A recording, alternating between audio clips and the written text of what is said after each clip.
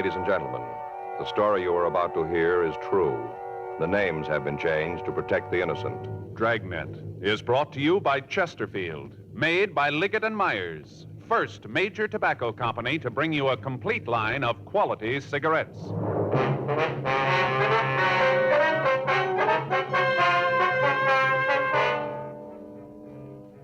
You're a detective sergeant. You're assigned to hit-and-run felony detail. A young woman has been run down and seriously injured. The driver of the car has fled from the scene. Your job, find him. Today, friends, you hear these three words everywhere. Chesterfield's for me. The Chesterfield you smoke today is the best cigarette ever made. Best for you, because Chesterfield gives you proof of highest quality, low nicotine, the taste you want, the mildness you want. Chesterfield is best for you because it's tested and approved by 30 years of scientific tobacco research. Chesterfield is best for you because it has an established good record with smokers, proven by test after test. Yes, friends, the Chesterfield you smoke today is the best cigarette ever made for the taste you want, the mildness you want. Join the thousands now changing to Chesterfield. Always say, Chesterfield's for me.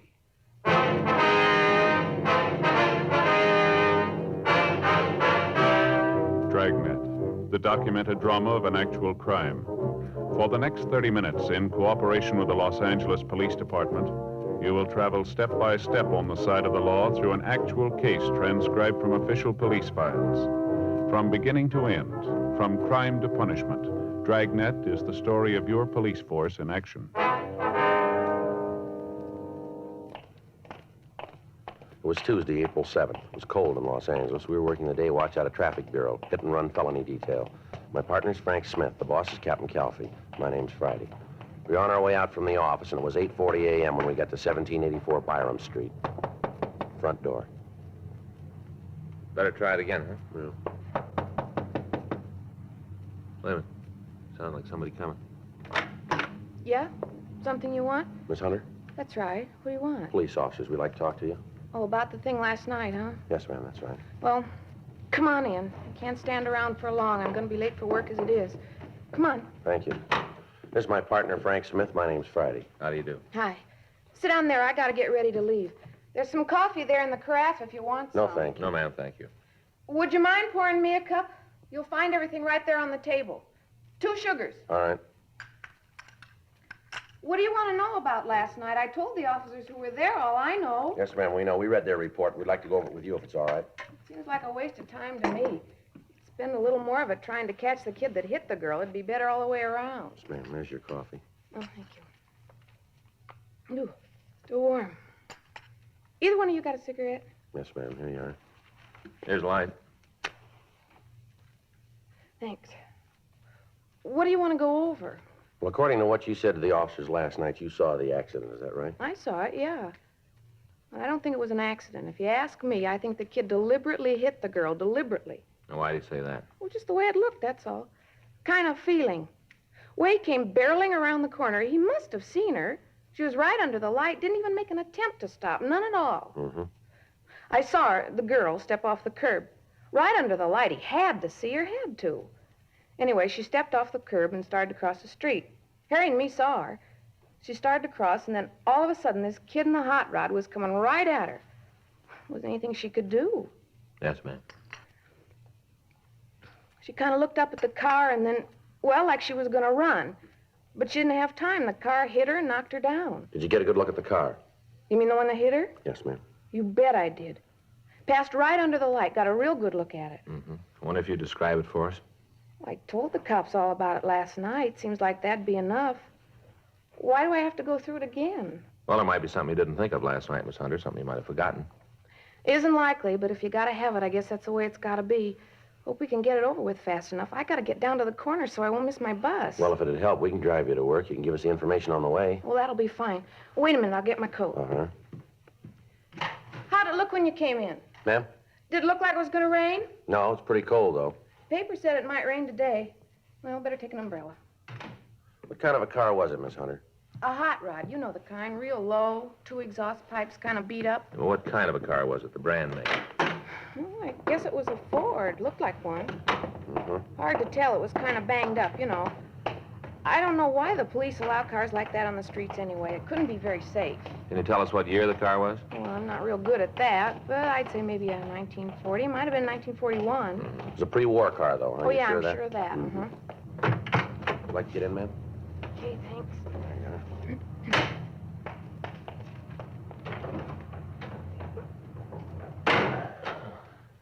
Where can we drop you, ma'am? Near First and Broadway will be fine, just on the corner there. Okay. Miss Hunter, was there anything about the car that'd make it easier to identify? Not especially. Black Ford, all beat up. I'm sure I'd know it if I saw it again, any place. Did you get a good look at the driver of the car? No, not too good.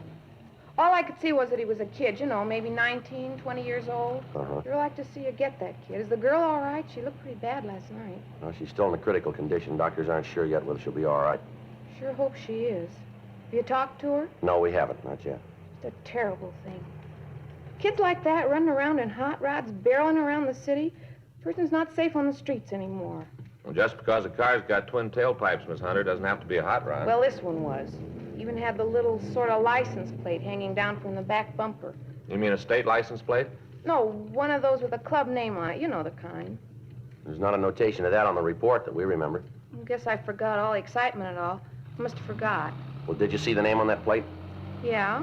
Not real good, but I saw it. Think you can remember it? Not all of it. The last part was wheels, something wheels, 2 words. You're pretty sure of that, are you? Yeah, wheels. That's the word I saw. Didn't remember it last night. Guess it didn't seem important then. Must be a lot of cars that have those plates on them all over town. Yes, we know. Don't seem like it's going to help much. A lot of cars with those plates on them, lots of them. Yes, ma'am. Even if you do find the kid with one of them, how are you going to know if he's the right one? Well, it's not going to be too hard. Huh? His car will tell us. According to the report, an automobile driven by one male occupant had struck a woman while she crossed the intersection of Olympic Boulevard and Connecticut Street the night before. When the ambulance arrived at the scene, the victim, who was identified as Mrs. Helen Chapman, was unconscious and was removed to Georgia Street Receiving Hospital for emergency treatment. Members of the crime lab had arrived at the scene and gathered what physical evidence they could find. All citizens in the vicinity were interrogated and their statements were taken. Photographs of the coroner were made and held for evidence. Because of the hit-and-run aspect of the case, Frank and I had been assigned to investigate it. At 1:14 p.m., we drove over to Georgia Street Receiving Hospital to talk to the attending physician, Dr. Sebastian. He said the patient's condition was so critical that she couldn't be moved to her own hospital. He told us that the victim hadn't recovered consciousness to the point where she could be questioned. He went on to tell us that she'd been administered serum albumin to counteract shock. He listed her injuries for us: compound fractures of the femur, rib fractures, and associated internal injuries, including a punctured lung and brain concussion. It was not expected that she'd live. Frank and I left the doctor and walked down the hall. In the waiting room, we met a tall, thin man who looked as if he hadn't slept in several days. On the floor in front of him was a small pile of half-smoked cigarettes. He identified himself as the victim's husband, Carl Chapman. I don't know. I came home from work. They told me about it. I didn't even know. Didn't they try to call you at work? No, I guess they called the house. There wasn't anybody home. I just walked up to the door, and there was a note telling me to call there. Didn't even know about Helen. I see. You like a cigarette, Chapman? Thanks.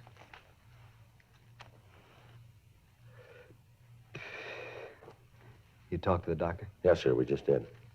Is there anything new? She can be all right? Well, I don't know yet. You can ask the doctor yourself. Why don't anybody tell me anything? All the time I ask how my wife is, they tell me to ask the doctor. Why won't they tell me? I don't know, sir. Can't even find out if she needs anything. He won't let me see her. Anybody who'll tell me what's really happening in there, it's been over 10 hours. Nobody will tell me what's going on. Well, best thing, try to sit down and take it easy, Mr. Chapman. Oh, that's great to say. Just sit down. Easy to say. It's not your wife who's in there. It isn't someone you love. Why are you here, anyway? Why aren't you out trying to get the rotten little punk that did it? Why don't you look for him? We'll get to him, sir. When? After Helen's dead? Is that going to be when you start looking? We're looking for him now. We came over in the hopes that we could talk to your wife. We thought she might be able to give us some information. What in God's name do you want from her? The name and address of the kid who ran it down? Does she have to get out of bed and go find him for you? It's your job, yours. All this talk about the police department being so good, but what are you doing? You're standing around here with your toe in the dirt waiting for my wife to come to enough to point the kid out. All right, sir. Now, take it easy. Take it easy, nothing. You listen to me, both of you. You listen. If she dies, If that kid killed her, I'll find him. I don't know how, but I will. I'm going to do the same thing to him with my hands that he did with his car. I'll find him, I swear I'll find him, and I'm going to kill him. With my hands, I'm going to kill him. Mr. Chapman, Yeah, may I see you for a moment? yeah. Would you excuse us for a minute, Sergeant? Sure, Doctor. We'll wait out in the hall. It's a rough one, isn't it? Yeah. Wonder what's going on in there. I don't know. Better call the skipper. Tell him about that plate on the car. Get a broadcast out on it.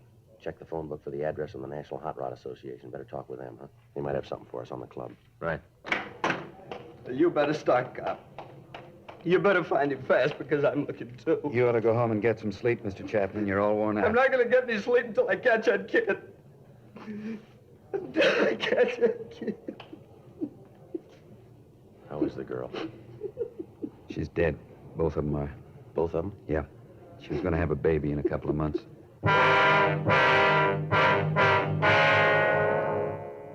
3:15 p.m. Frank and I drove out to the offices of the National Hot Rod Association on Hollywood Boulevard. We met with Bud Coons and Wally Parks. They checked their records for clubs with the last name Wheels. There were 3 in their files. 2 were in the eastern part of the United States, and 1 was listed as having headquarters in Alhambra, California. We obtained the name and address of the president of the club, and we drove out to see him. We found him in the garage behind the house working on a 1941 Ford. We introduced ourselves, and he asked us to sit down. What do you want to see me about? We understand that you're the president of the Square Wheel, is that right? Yeah, that's right. Why? How many members do you have in the club? 18. 18 actives. There's a couple of guys in the service. What's this all about, anyway? How come the questions? All your members have the metal plates with the club name on their car? Yeah, get them when they pay the initiation fee. Why? Anybody else have them? Not legally. What do you mean? Well, a couple of them out, been stolen from members. Any of the fellas in the club drive a black pre-war Ford? Yeah, I guess we got about 5 of them. I got one myself, as a matter of fact. Listen, why can't you tell me what this is all about? Figure if I knew what you wanted, I could help you out. Well, a woman was run down by a hot rod last night. One of the witnesses saw a plate on the car that might have been from your club. No kidding. That's the way we get it. What did it look like? Well, they say it had twin pipes, pretty well beat up, white sidewall tires. It's not one of ours, then. You sound pretty sure. What about the plate? Well, I told you, we've had a couple of them stolen. Must have been one of them. Well, how come you're so sure it wasn't one of your members? Oh, I know the cars in the club. There isn't a yo-yo in the bunch. What's a yo-yo? Well, yeah, you know, a shot rod, junk heap. Oh, I see. I don't know. Seems like every time there's any trouble with a car over 5 years old, it's a hot rod. Sure not fair. That's so. Yeah. Come here, I'll show you. Now, take a look at that. I've been working on it for 3 years. Got over $1,200 in it. Take a look at it. It's a lot of motor. Yeah, it's a good car, but what's it prove? The car that ran that woman down wasn't a hot rod. Well, how do you figure that? You said it was a wreck, didn't you? That's right. We haven't got a wreck that's allowed on the streets in this club. I don't know a legal club that has a yo-yo in it. We got a safety check every month. Any car that isn't safe has to be fixed or the guy's out. A lot of clubs operate that way. Yeah, we know. Kids build rods for 2 reasons. Because they want the cars to run better, be more efficient, or else they want something a little different than you can buy in a showroom.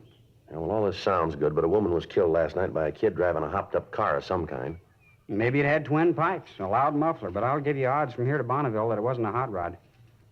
I know how you guys feel. We're always getting it. Every kid behind the wheel in a second-hand car is a potential killer. The way the papers picture us, we just roam around looking for somebody to run over. That's not true. You check the records. I think you'll find that the ratio between tickets given out to members of hot rod clubs, members of the NHRA, and any other group of drivers will make the hot rodders look pretty good. There hasn't been a ticket in our club in the last year and a half. The one before that was for overtime parking. Oh, I'm sorry, fellas. That car last night wasn't one of our guys, and you can bet he wasn't a hot rodder either. You got any way of knowing who could have gotten the plaque? Well, not right off, but we'll find him. How? There's only so many streets in Los Angeles. We'll find him. Guys like that make things rough on the clean drivers in this town. We'll find him for you. Well, we'll appreciate any help you can give us on this, but it's police business. If you find him, give us a call right away. Don't worry, we will. How do I get in touch with I'll you? leave you one of our cards. Anytime. You call us. All right. I'll get on the phone and get the fellows rounded up. If you turn anything, call us right away. Don't try to take care of it yourselves. Only one thing we're interested in. You know, what's that? Proving to you it wasn't one of us. That's what's important. Showing you we're on your side. Well, that shouldn't be too hard. Huh? There's a lot of room. We got the names and addresses of the members of the Square Wheel Club, and we talked to them. We checked their cars, and each of them volunteered to assist us in attempting to locate the hit-and-run vehicle. 6:40 p.m. Frank and I got back to the office. During the afternoon, the broadcast on the car had gone over the state wire, and every police officer in the state of California was looking for the hit-and-run car. When we checked with communications, there'd been no replies to our broadcast. 7:15 p.m. We put in a call to Georgia Street Receiving Hospital, and we talked again to Dr. Sebastian.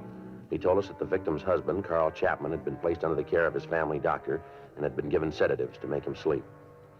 While I checked with Lieutenant Wolfram on the developments, Frank went over to the crime lab and talked with Lieutenant Lee Jones. 8:47 p.m. We met back in the squad room. Any word yet? No. Got a call from Al Gibbs. Hot Rod Club? Yeah. He says all the clubs in the area are looking for the car. They divided the city up in sections. Members are checking all the streets. No luck, though, huh? No, nothing. Well, they turned a couple of cars, but they don't check out. How'd you do? Pretty good. Got the report here. Uh-huh. Had a couple sandwiches sent in. Got your Swiss on rye. Good. It's in the bag there. Where's the coffee? Right there, carton. Oh.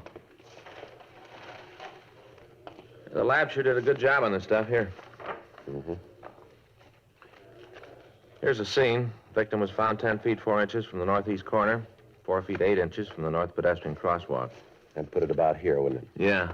They found particles of broken glass. Checked on him at the lighthouse. Lenses from 1940 Ford. Here's a picture of him. Yeah. In the gutter of the southwest corner, they found this. There's a bumper guard. Yeah, I looked at it. It's new. Any brand name? Yeah, but it's not going to help much. Distributed all over the country. Well, how about skid marks? Any sign of them? No, not that they could find. Either the kid didn't have time to use them or else he didn't want to. They came up with this, though. Yeah, what's that? Well, some marks from a tire. Lee says he thinks they were made when the kid dug out to get away, spun the back wheels. Sure indicate that he didn't mean to stop at any time, huh? Well, that's the way Lee's got it figured. Well, it isn't much to go on, is it? Well, they've come easier. Yeah. Well, let's go out and check the neighborhood again. We might still be able to turn up a decent description. We start checking the garages in the morning. Try to turn a car with a broken headlight and a missing bumper guard. Okay, better call communications, get out a supplemental on the tires. Huh? Yeah, I'll take care of it. I got it. Hit and run felony Friday. Yeah, that's right. Mm-hmm. Anybody there? No.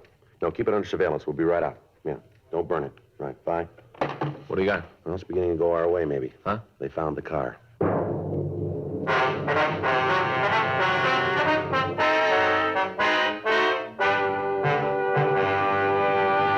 You are listening to Dragnet, the authentic story of your police force in action. Chesterfield's for me. You hear it everywhere. Tonight, we hear from America's #1 band leader, Ray Anthony, who, with his attractive wife, Dee, plays college dates from coast to coast. In cigarettes, the young crowd really goes for Chesterfields. I've noticed that wherever we've played. And I guess it's one of the reasons Chesterfield is America's most popular two-way cigarette. Of course, Dee and I are Chesterfield smokers, too. We know they're best for us. Chesterfield's for me. You hear it everywhere. The Chesterfield you smoke today is the best cigarette ever made. For the taste you want, the mildness you want, join the thousands now changing to Chesterfield.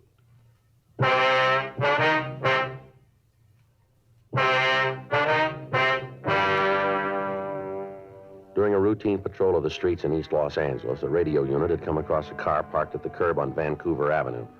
They'd stopped to investigate and found that it matched the description that we'd sent out. On the phone, I'd instructed the officer not to search the car, but merely to keep it under surveillance and check and hold anyone who approached it. Frank and I notified the crime lab of the find, and then we left the office and drove out to the location. We talked to the officers in the police car, and they told us that they hadn't seen anyone near the vehicle. We checked the registration and found that the registered owner was a Jack Moore. The white slip gave us an address in Hollywood. While the crime lab went over the car, we drove out to Moore's address to talk to him. He lived in a large house built in the mid-20s as a private residence. It had been converted into a boarding house. Frank covered the rear entrance. I rang the front doorbell.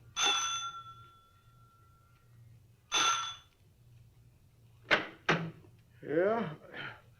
What do you want waking me up this time of night? Police officers. You have a tenant here named Jack Moore?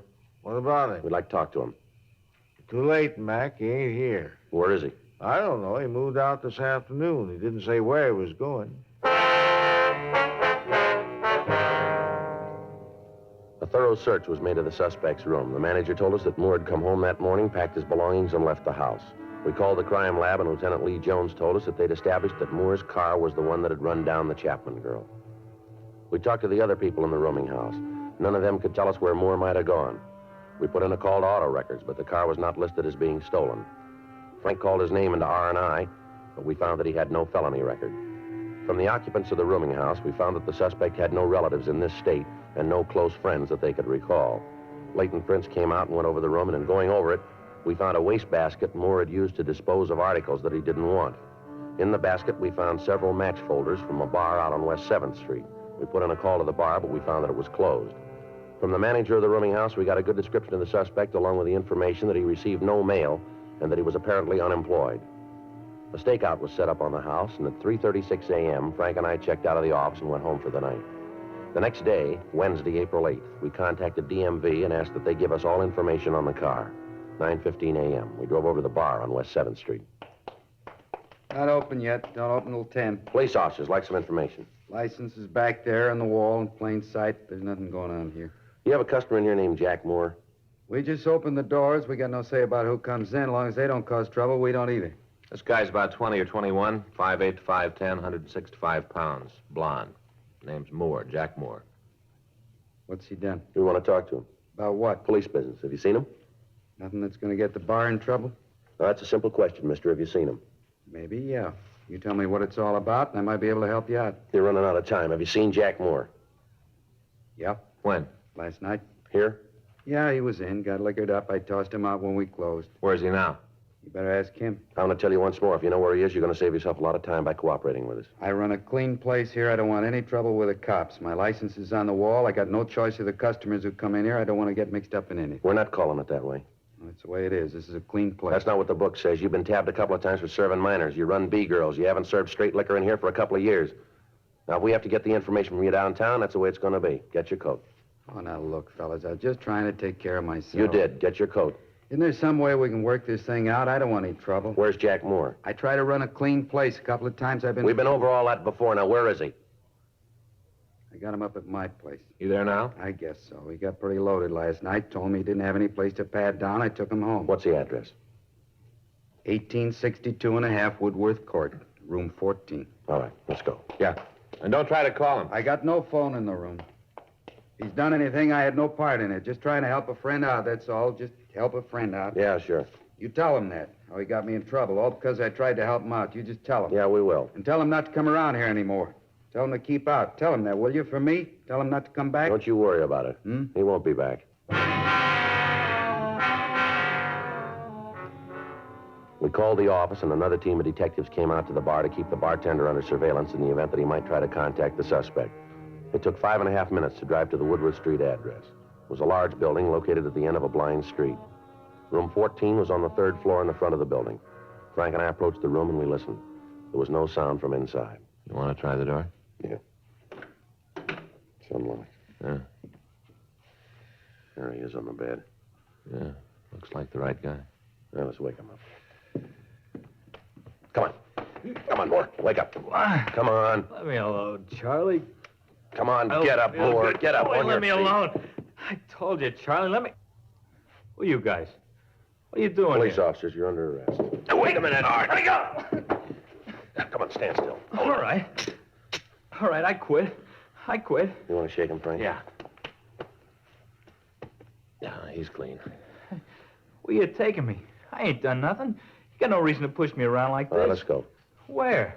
Where you gonna take me? Downtown. For what? Manslaughter. I didn't do it. I didn't. You got the wrong guy. You got the wrong one. I didn't do it. All right, come on, let's move. But you got the wrong one. I didn't do it. I didn't know what you wanted. That's why I run. I didn't know what you Well, wanted. you do now, so let's go.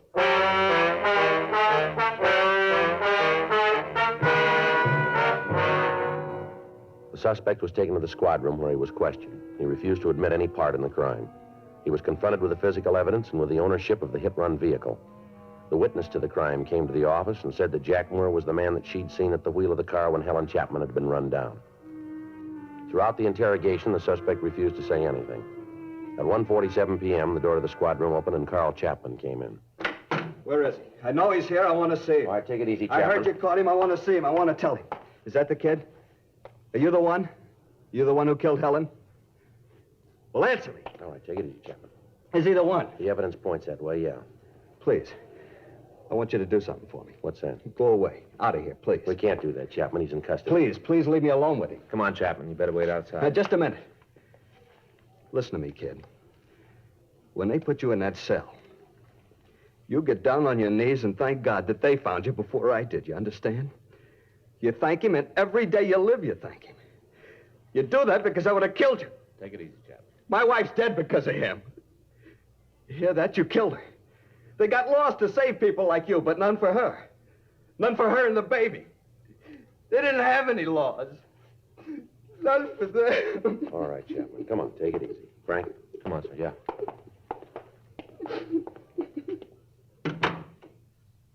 Pretty upset, ain't he? I want you to remember something, kid. In the years I've been in this department, I've seen some bad ones, real bad. Teenage kids that didn't know any better scraped up off the pavement and sent home to their parents. Drunks who were too loaded to know what went on. There's been a lot of them go through here, but you finish way ahead of the field, boy. You talk good. I bet you're on a lecture team around here. I'm getting fed up with you kids roaming the streets in death traps. Now, I don't care about you. You want to wrap yourself around a post, you go ahead. We'll try and stop you, but don't you take somebody else with you. Every year, the number gets bigger, more people killed. It isn't the honest drivers that do it. It's people like you who don't care for anybody else. Now, we've tried about everything in the books to make you understand. Doesn't look like any of them did any good, does it? I'm a bad one, ain't I? You killed a human being, boy. A woman who didn't even know you. She never saw you until it was too late. You threw a ton and a half of metal at a 120-pound woman, and then you ran away and left her in the gutter to die. You've wrecked a family. You tore it right down the middle and rolled over it. You've ruined the lives of all the people around that woman. You gave a group of decent kids a bad time because you stole their name. Now, you get on your feet, young fella, and you keep that smart mouth of yours closed. Do you understand? Can I ask you something? What's that? Hit and run. How much will I get? I don't know, but it won't be enough.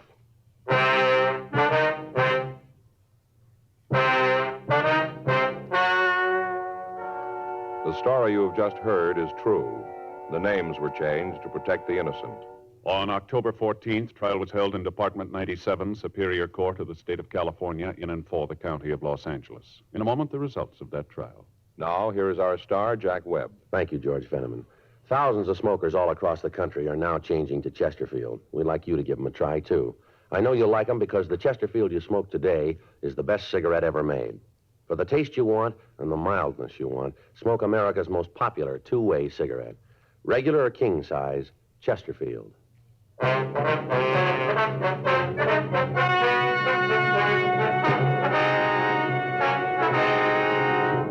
Jack Carlisle Moore was tried and found guilty of manslaughter, 1 count, and received sentence as prescribed by law. Manslaughter is punishable by imprisonment in the state penitentiary for a period not to exceed 10 years.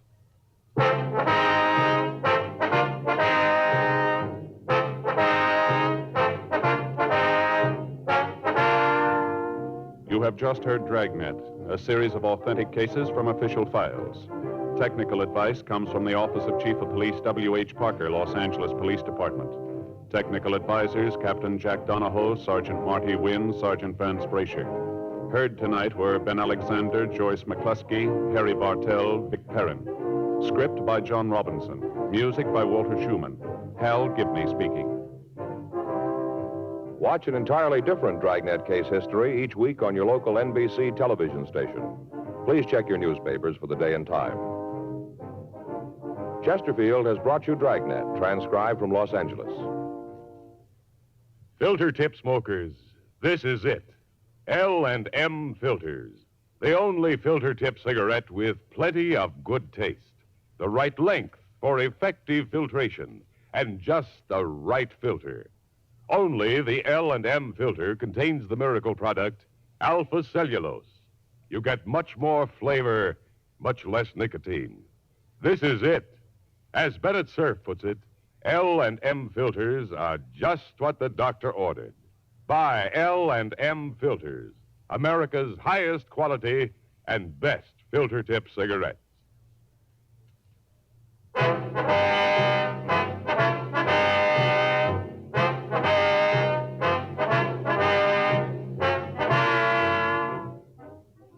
Hear Rocky Fortune following John Cameron Swayze and the news on the NBC Radio Network.